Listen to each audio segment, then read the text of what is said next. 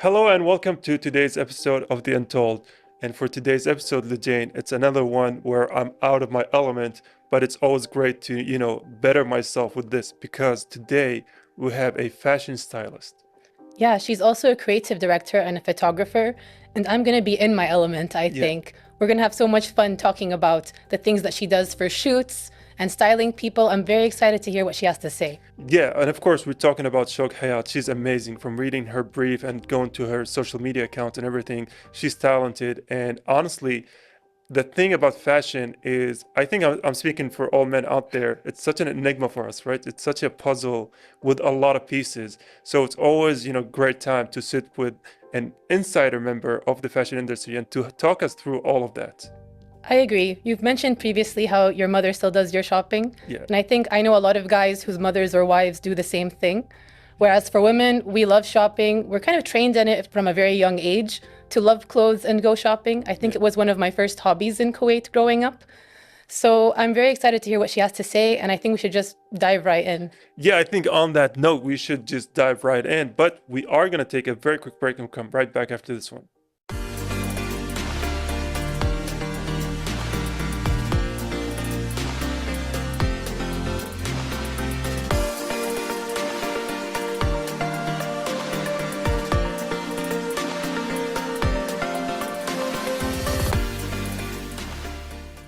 Welcome back from the break. Today we have with us a very special guest, Shouag Hayat, who is a creative director and a fashion stylist. Shouag, welcome to the show. Hi, Lujain. Thank you so much for having me. And I'm honored to be here today. It's really wonderful to have you. Yeah, honestly, because by the brief, mashallah, you're specializing in so many different factors. So I do want to ask you is that how did your creative journey begin? Like what got you into all of this? So for me, I think this is literally just who I am. I like to explore everything. And since I was a kid, it was very much fine arts, colors, drawing, studying, putting things together. And I feel like it was the building blocks for me as I grew. My parents pushed it as well. Yeah, kind of made me who I am today. The puzzle pieces, I want to say. I love that. And I think it shows also with your style today. It's amazing. I love it. I try. No, it's really, really amazing. Thank you. I think a lot of people don't realize the behind the scenes of a lot of creative shoots and things, Definitely. Yani it looks like sometimes on the surface that it's something that's very easy to be putting together and whatnot, but there's a lot of blood, sweat, and tears that goes into it, for sure. You mentioned that this started for you very young and your parents always Yes. supported you. Yeah. Would you say that there was a specific moment that triggered this from more of a hobby to a passion and life choice? We had a university event where people had to be in costume. That's cool. So it was a lot of fun. And I'm obsessed with costume. Yani really, I also actually wanted to get married in costume. No way. Sorry, I moved to I feel like that Mumbai. would have been quite amazing. Yeah, if you but had. both families said no. That one day we were getting prepped for the university event. I entered a store and I started dressing a lot of the students and my colleagues as well. So then a person in the store came up to me and was like, "Do you want to work here?" I'm like, "I actually go to fashion school." No They're way. like, "No, but on the side." So then I got a temp social security because I was in the States and I started working there, and it was what really started to build up the styling. And I was only 18 at the time, so it started growing and it was fun. That's amazing. I love how sometimes things happen organically Yeah. and that leads to the right path. I feel like a lot of the time when something is meant for you, the right opportunities just present themselves in front of you. 100%. What do you think, Abdullah? Yeah, honestly, it's, I want to say, mashallah, it's like, your path kind of, fell all over you and you basically found your purpose early on. You said 18 years old. So I think a lot of people are going to be feeling jealous. We have people who are in 40s, 50s who still don't know what their purpose is. And you, mashallah. I'm still a question mark. Oh. You want to say? I love it, but I still question what's to come. I always feel like I'm still learning. I always feel like I'm excited about what's around me. And my inspiration comes in from multiple directions. I still don't have that, what am I? I don't know. But I like putting things together and I love that feel of when patterns and colors and people and all that in one mix become one, I love that that. hasn't changed, I feel. I love that. I feel like fashion really helps people to express themselves. 1000%. And being the creative force behind that allows you to have a vision for, the client or for yourself that really Sure. shows the world amazing things. I mean, يعني, we're all born individual. True. And for me, and with all my clients or any project I work on, the most thing I will always say is be unapologetically you. I love that. Because there's only one you. So, يعني, why try to be something or conform to a trend or something? It's you that people are going to remember, and your personality and who you are above everything else. Like, there's one Lujain, there's one Abdullah. There are other Lujains and Abdullahs and Shouags, but as an individual, you will only shine by being the person that you are, because nobody can be you. That's so true. Yeah. And in fashion, I feel like the way you express yourself through what you're wearing, it doesn't have to be shiny or colorful or whatnot. It could be just you. And that makes you who you are instead of trending into something else. Clearly, I don't like trend. So, yeah. Just be authentic, basically. Exactly. Yeah. And even if it is trend, make it your own. I love that. Yeah. I think more people should focus on just being themselves with every aspect of their life. Yeah. Yeah. And honestly, speaking of being yourself as a stylist, like how do you, pick for a person? How do you style a specific kind of attire for a person? Do you take their own personality into, the equation, or are you like, okay, I see this is working perfectly for you? I could never know if something would work for someone from just the get-go. Like, I have to sit down, I have to get to know you, I have to understand your personality. So even with my clients, the first thing I do is, let's go for a cup of coffee. Oh, okay. And I sit down and I get to know the actual person, because how am I going to dress you if I don't know you? That's lovely. And the worst thing you could possibly do as a stylist, which is not our job, is to put your style on a person. Because then you're putting your individual being on someone else, which doesn't make sense, For me, it's getting to know someone and finding what they love and bringing it out through clothing.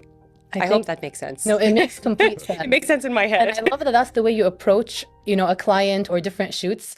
Because as you said, a lot of people are individuals. Yes. So it wouldn't work if, for instance, you put your style on me, but it might not be me.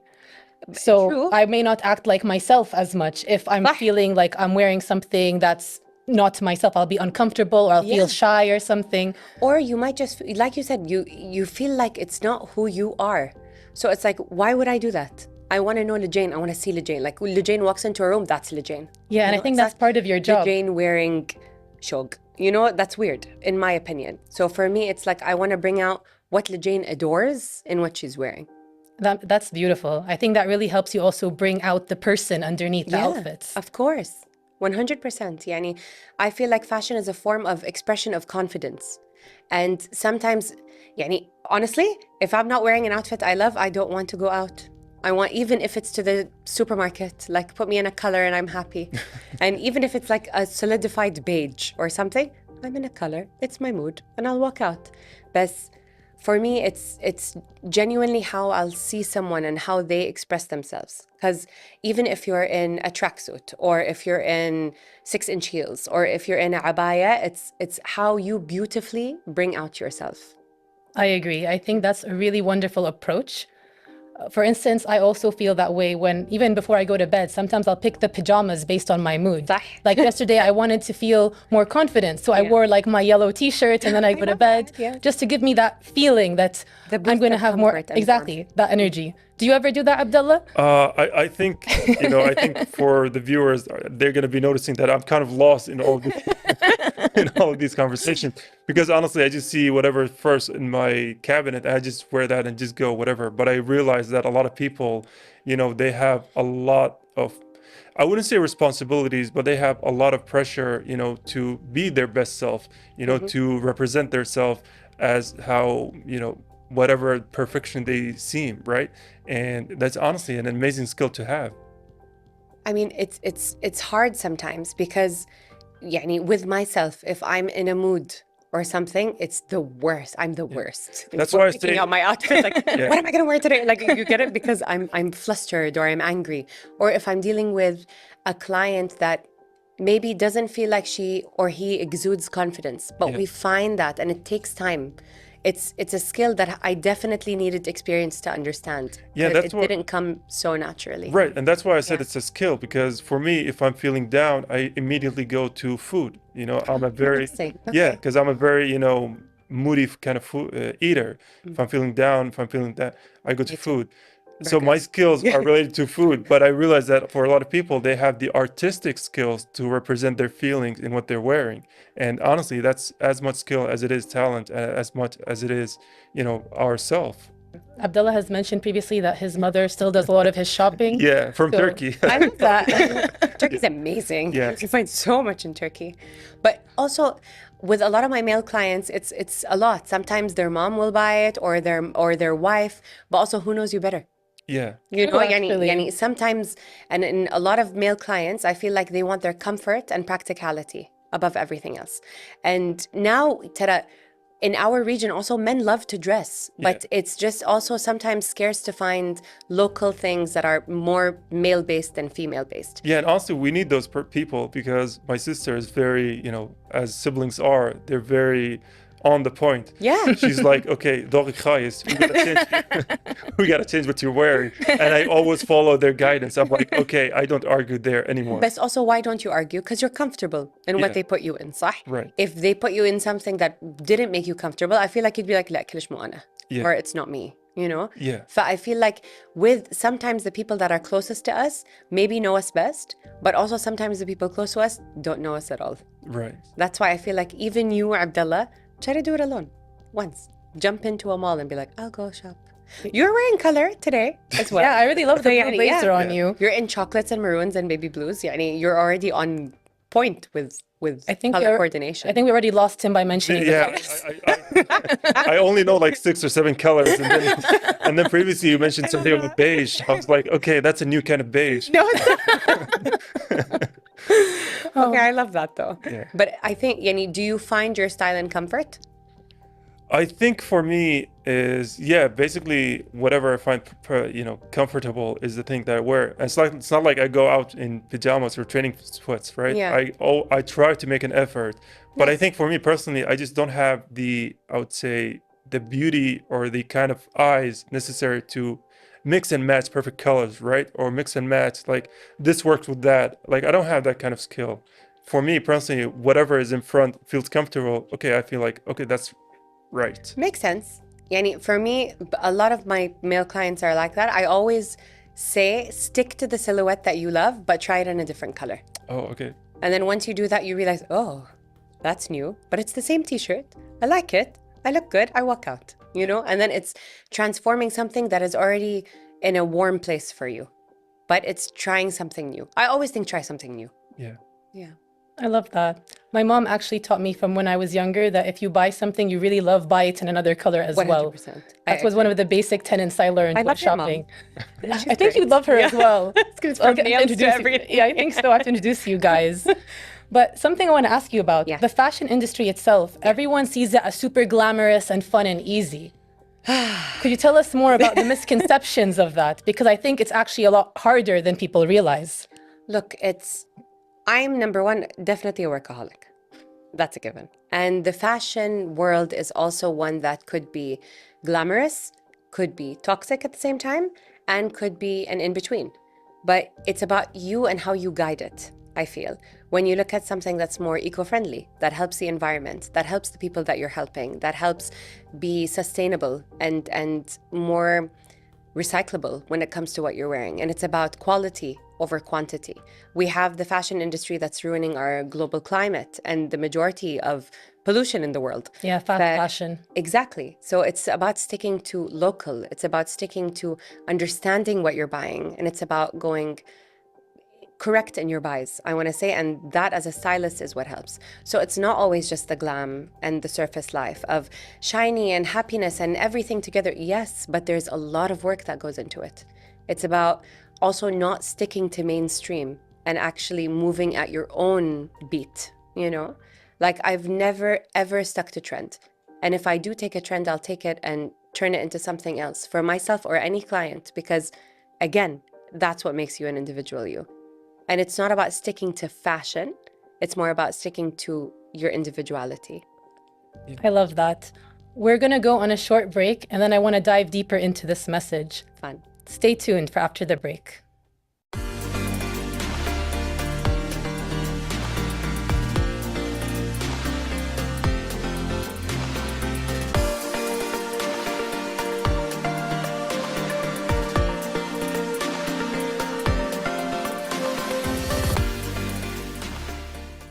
Hallo, ich heiße Abdullah, das ist die Untold. And in case you wonder why we switched to German, it's because we found out our guest Shouag is honestly, mashallah, knows 5 languages. Way to put me on the spot, guys. And beautiful German there. Thank you. Yes, I grew up learning a lot of languages because my mom loves language. And I lived out of Kuwait the majority of my life. But French and English were what I knew most in the beginning. And then because of my parents, Arabic, of course, was the prominent language at home. But because I was abroad, English came more naturally. But yes, prominent Arab right there. And because of the French, Spanish and Italian came easier That makes sense. because of the Latin. Yeah, they're the romantic languages, so there's a lot of Yes. similarities between them. Definitely. Where did you live outside of Kuwait? A bunch of places. I was born in London. I was Amazing. there for a few years. We moved back to Kuwait for a year when I was younger. Then DC for about 5 years, Paris for 2, Bahrain for 3. And then I was telling my dad, want to be home for a little. And I stayed here for my last 2 years of high school. Then I moved to San Francisco to study fashion design and visual merchandising. Went to Mexico City and then Ottawa, finalized, worked a little there, and then came back to Kuwait. And I've been here since 14. MashaAllah. So you're really multicultural, basically. Definitely a nomad, I would say, or a third culture kid, for sure. Would you say that helped influence your style and fashion? 1,000,000%. But my main inspiration is definitely my mother. Oh, bless her. Yeah, and she was my style icon since I opened my eyes into this world. She is also, I think, my magnet to color above everything. And I think it grew from there. That's amazing. I actually think it's actually the same for me with my mother. She's also very stylish and she actually is an artist. Oh, I love that. So color was a big part of my life growing up. Wow. And yani, you kind of become embedded in it. Yeah, You know? it becomes a part of you. Yeah, because like the people that birthed us are the people that we're gonna look up to, regardless of any form of situation. I feel like it's, especially if that's something they're passionate about, it's gonna trickle into you. It does. It can't help but be that way. It's that whole nurture, nature 100%. situation. And now for sure we know our moms would click. Yeah, our Anna, we should go out after this. And actually, speaking of color, I heard something about you to do with color, that you associate it with memory or something? Yes. Since I was a kid and to this day, I will never remember anything you tell me. Or a name. I'm also known for forgetting names. I'm bad at I'm names too, made fun so. of 24/7. Like, people come in, do you remember my name? I'm like, no. But I remember your face and the color of your eyes. Yes. Yes, I will remember what you're wearing forever because of the color coordination and contrast. I dream very vividly. Wow. And I remember memories mostly through color coordination.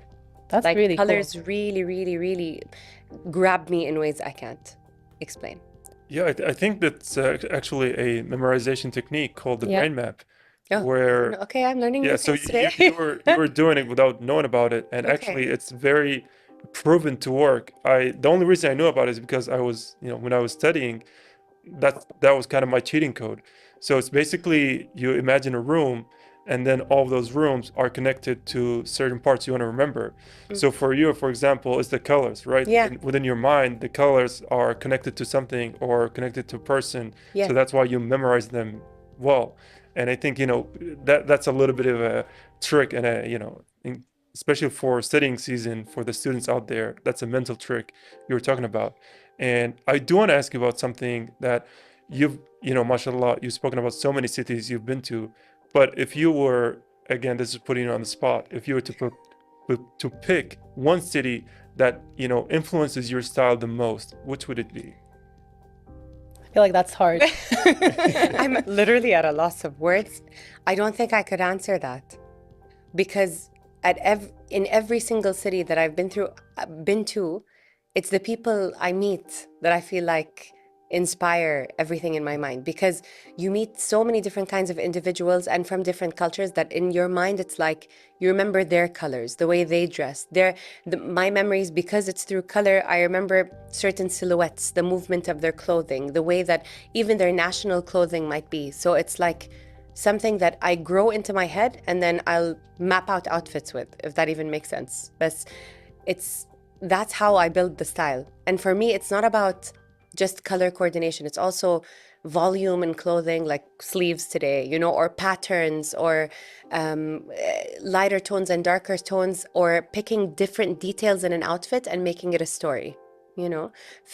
I cannot answer which city. I mean, you This- answered it greatly. the world, Yeah. I feel like, is what a global citizen, I feel, is what would inspire style in my mind. Speaking of, how these things help you create a vision for your photography or for your clients or for some shoots, Yeah. how would you merge those two worlds together? Really great questions, guys. Thank you. They're very, very, very different. Really? So, yeah. Look, when I'm shooting, and if I'm on holding a camera, my favorite thing on this planet is capturing emotion of the Oh, person on the set. that's So lovely. it's that connection that you have with the person in front of you. That's a moment you're never gonna get again. And then you find it and you hold it, and it's centered, you know. With styling, it's creating a story through visualization. So it's like you're taking something and you're building a color map out of it. I love the word brain map that you use. I'm going to use it forever. But that's perfectly put. I want to say a style map.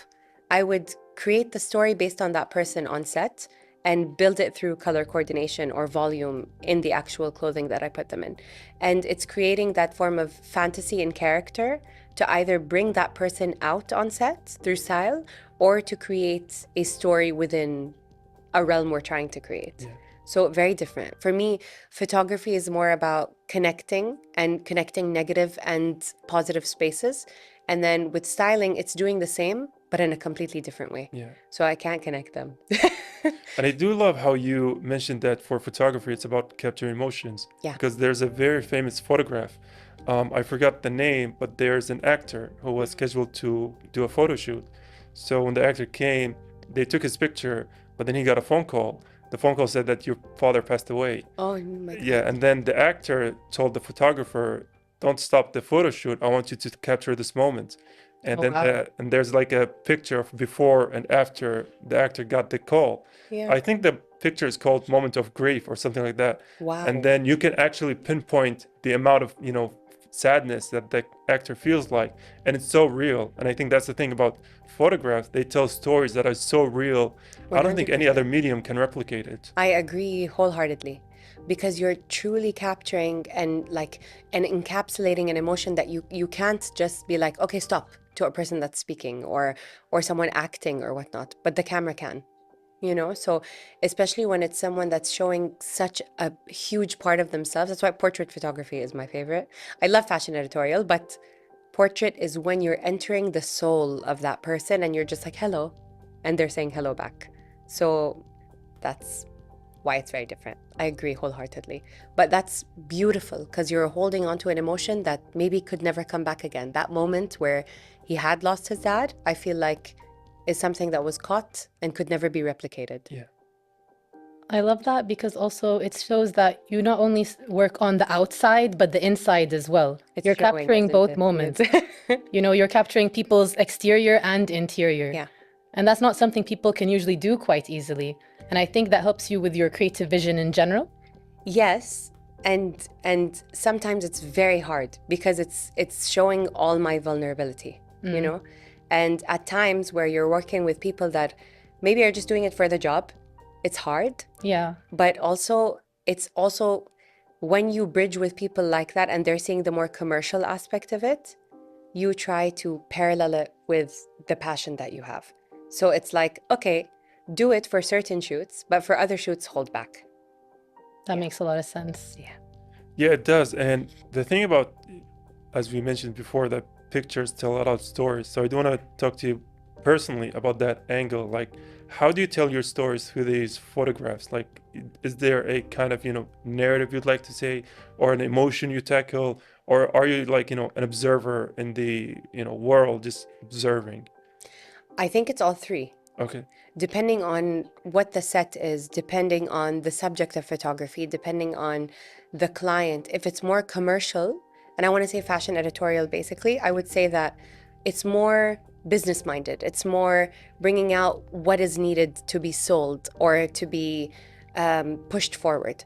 When it's more portrait and you're coming in and getting to know someone, it becomes personal. Yeah. So then it's like you're building that relationship on set. And my favorite thing on earth when I am actually in capturing something is two people that don't know each other whatsoever on set. It's that first few moments where it's just the unknown, I want to say, or the untold. And then, and it's capturing that will allow you to find something that is so raw. That's beautiful. Thanks. Speaking previously, you mentioned how hard it is to bridge the two worlds together sometimes. 100%. Could you give us an example of something really challenging you had to face and how you adapted or learned from it? So, like, let's say, trickling back to what I just said, for me, and I still find this very hard for myself, but it's finding the balance between personal and business. And it's gotten me to say no to a lot of projects because it makes me feel like sometimes I had to do things that is not who I am as an artist or a person that's within the realm. Like, my thing and what I told you guys from the get-go is be unapologetically yourself. So as an artist, I think it's unethical for you to stand up, even if it's business-minded, to be like, okay, you know what? Yeah, I'm doing this today. No, I can't do that. And even for some projects that I was extremely passionate about, I got on set and I'm like, I don't agree with this. And I'd walk away. So that's when heart comes in front of business, I feel. Still learning, trying, forever learning. I mean, that's a good thing about being people in general. You know, if you're always striving to learn something, you're never gonna be, you know, bored of wherever you are, right? You always have something to look forward to. Yeah. Yeah.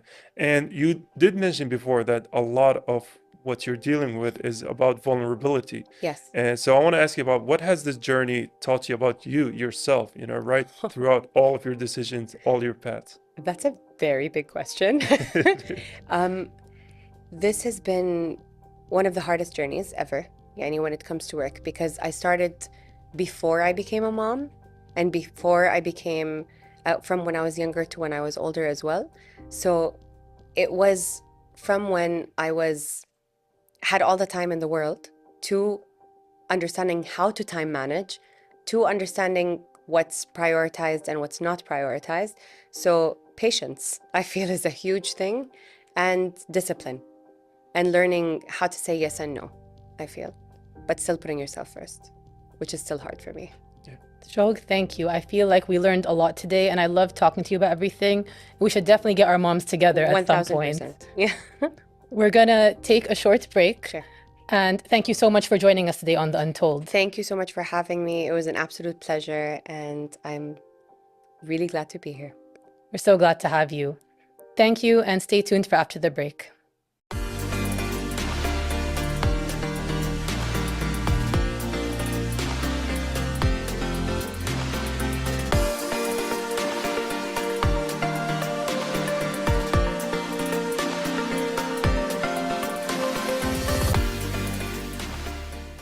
And with that, it's the end of today's episode of The Untold. Another highly educational for me personally about, you know, an industry that I know very little about. Same, actually. I loved hearing how she merged the worlds of photography and fashion together, how one is more about the exterior and making people feel confident about themselves, whereas the rest is capturing the inner moments of people's souls. I thought that was really beautiful.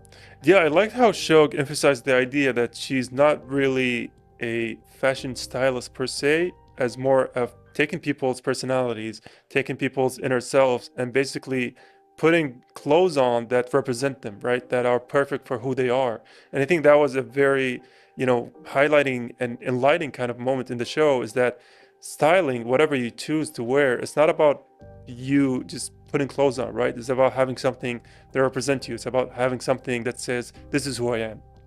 I agree, and I love that personally because I feel like fashion is a way of expressing yourself and telling a story, which she really taught us as well. And her emphasis on color and how it invokes memory and emotion, because as I mentioned, my mother was an artist, so I can also relate to her on that front. And I loved seeing how she was inspired by that to create the vision she has today. Right. And on that note, that's the wrap up of today's episode of The Untold. But until the next one, goodbye for now. Goodbye, and see you soon.